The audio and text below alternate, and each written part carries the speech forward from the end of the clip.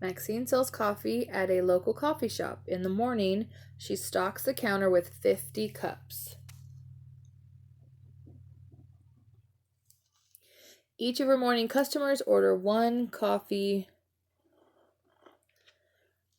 and Maxine runs out of cups by lunch.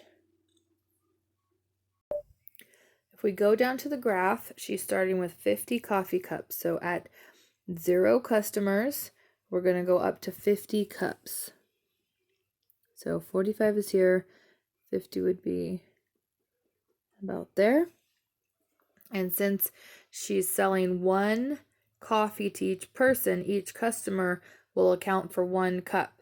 So since it said that she's going to run out of coffee cups by lunch, it'll take her 50 customers to run out. So we're going to go over here to 50 customers, 0 cups. And we'll connect those with our piecewise function. For the equation, we start with 50 cups, and you're subtracting 1 cup for every customer. So we're going to use a -1 x. So it's 50 coffee cups, and we're subtracting 1 per customer.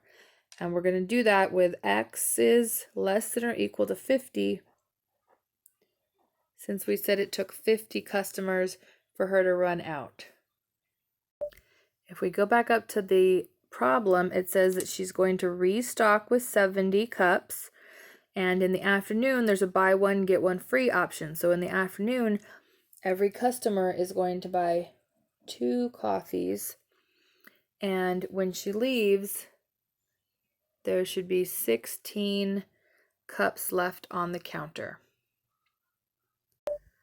For the graph, we know that at 50 customers, she's going to restock. So we're going to go up here to 70. So across here is 75 cups.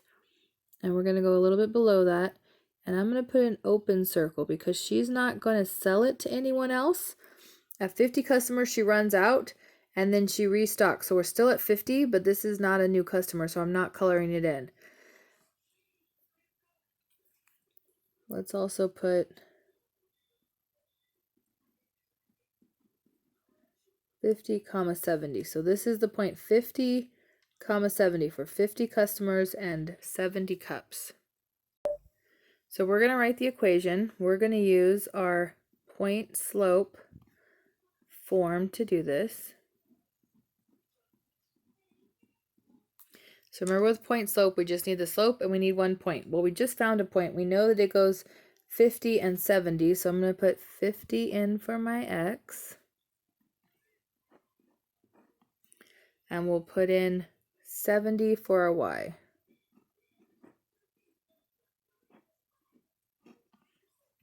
And now we need our slope.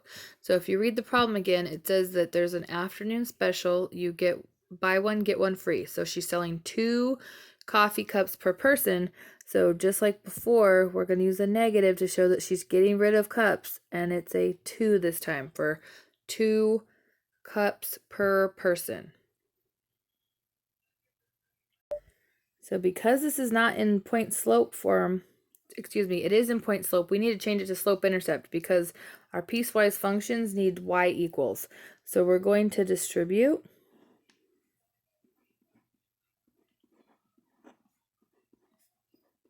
I'm multiplying everything by -2. A negative times a negative will be a positive 100.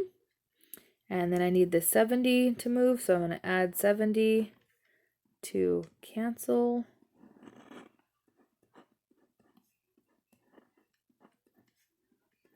And adding 100 plus 70 is 170.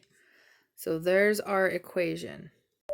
So I'm going to copy that equation up here. We had -2x plus 170. So just to remind you, this means that 170 would be the y-intercept and -2 is the slope. Again, that's at 2 coffee cups per person. So with this problem, I gave you greater than or equal. We know that it started at 50, but 50 was where she restocked. So 50 is not a new customer. So actually this equation doesn't start till 51 customers. So we're going to put a 51 here. Because you can't have half a customer, it doesn't make sense to do x greater than 50.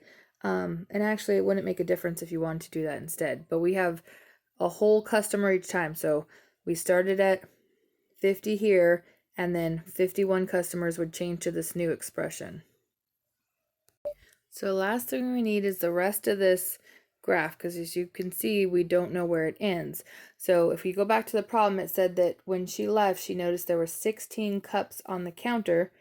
So I'm going to set negative 2x plus 170 equal to 16, so we can figure out how many customers it took to get those 16 cups left.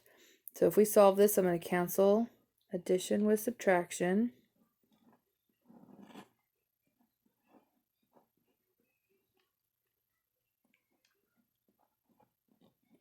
And then we're going to cancel multiplication by dividing.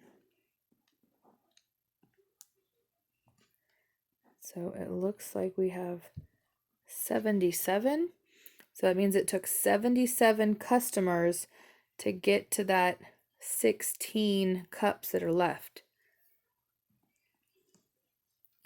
So if we go back to the graph at 77, which is very close to 80, we're going to go up just past 15.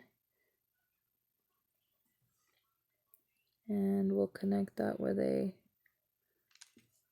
line segment. There you go. You're going to try problem 2 on your own, which is very, very similar. So make sure to read the problem carefully, write down all the information you know, work on an equation, and then make sure that you have your correct graph.